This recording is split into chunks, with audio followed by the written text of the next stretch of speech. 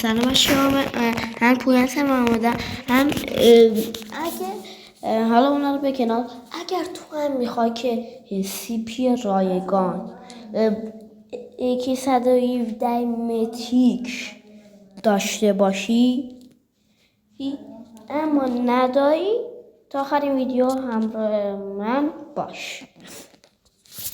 خب وقتی که وارد بازی شدید روی این گزینه میزنید، بعدش میاد روی این گزینه، بعدش وارد ایونت میشید. بچه این یک ایونته که وقتی شما واردش میشید اول میتونید این AK 117 رو بگیرید به مدت 3 روز که همون 3 روزش هم خوبه، همون که رایگانه، اما 3 روزه باید استفاده کامل رو ببرید.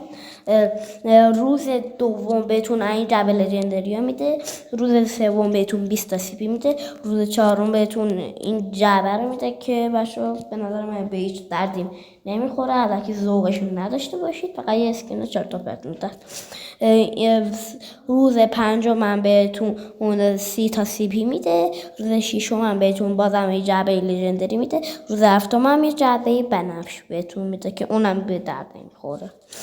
و بچه‌ها اگر کسی میدونه چطور این ردیف پایین رو بگیریم، حتما داخل کامنت ها بنویسید که در موردش یک ویدیو درست کنم.